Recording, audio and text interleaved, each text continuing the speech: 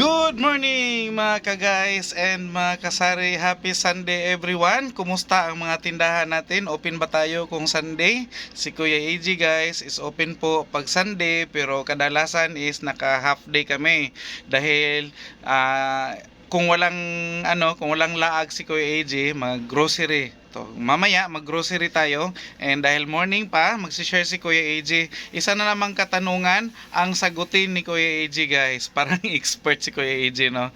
Sa 20 years ba naman naming pagtitinda guys, I think or sa tingin ni Kuya AJ is may ma-share din ako sa inyo lalong-lalo na yung mga baguhang kasari natin and doon sa mga aspiring kasari. So ngayon bibigyang kasagutan or sasagutin ni Kuya AJ ang tanong ni subscriber natin sa YouTube, si Saikos po pangalan niya. Bata yung nakalagay sa profile and meron kasi siyang tanong, i-flex ko lang kung kaya kong i-flex kung may time pa mag-edit si Kuya AJ. Ang tanong niya guys is nakaranas na ba daw kami, Kuya AJ, nakaranas na ba kayo na ma-expire ng mga noodles? At ano daw ba ginagawa namin tuwing na-expire yung mga noodles namin? So, ang sagot dyan so far wala pa naman dahil konti lang naman yung paninda ni Kuya AJ. Although kung nakikita siguro ninyo guys, marami yung ibang noodles. Yung mga noodles na maramihan po is yun yung fast moving na noodles ang binibili namin. So hindi pa po siya na-expire, and kung sakasakali man na ma-expire siya guys, bago pa po siyang ma-expire is kinakain na namin. So from time to time, chine-check natin, every time na may mamili, chine-check natin kung ano yung expiry date niya, na-expire na ba siya or malapit na ba siyang mag-expire. Katulad na lang guys, hindi ko ililimit yung sagot ko sa noodles dahil marami tayong paninda, sari-sari store nga yung tindahan ni Kuya AJ. So marami tayong paninda. Katulad nito, example ko na lang, si Jersey na condensada chocolate.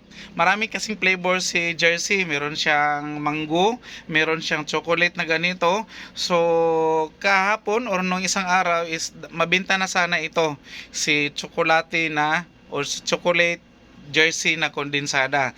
Sa pagtingin namin sa sa expiry date is malapit na.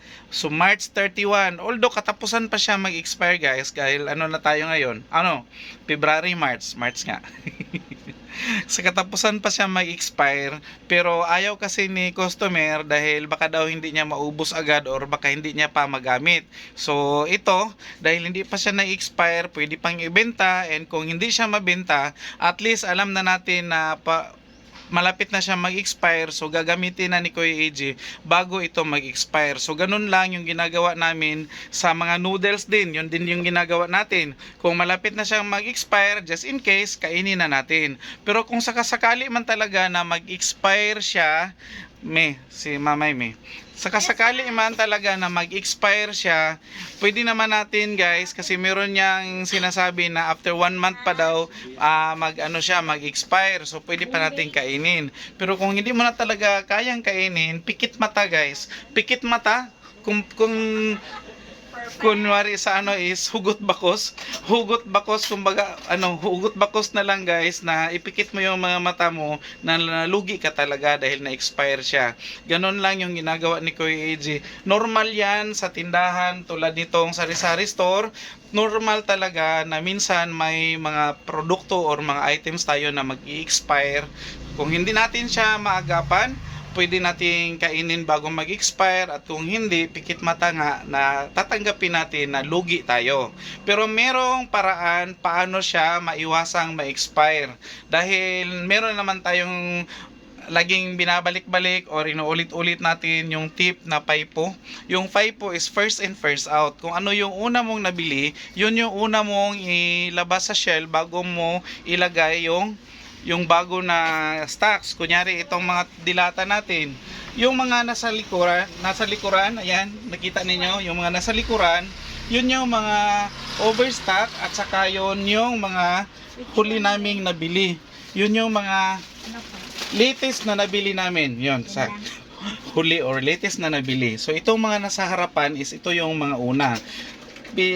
kailan mo talagang mag-apply ng first in, first out method or technique sa pagtitinda o sa pagdi-display para po maiwasang ma-expire yung mga naunang mga nabili ninyo. So yun ang pinaka-technique paano maiwasang ma-expire ang ating mga binibintang produkto or mga item para maiwasan nating malugi. So sa tanong ni Zykos kung ano daw bang ginagawa namin sa mga expired na mga item katulad ng mga noodles, mga dilata or kung ano-ano pang mga produktong binibenta natin, first in first out po or PI po ang ginagawang technique.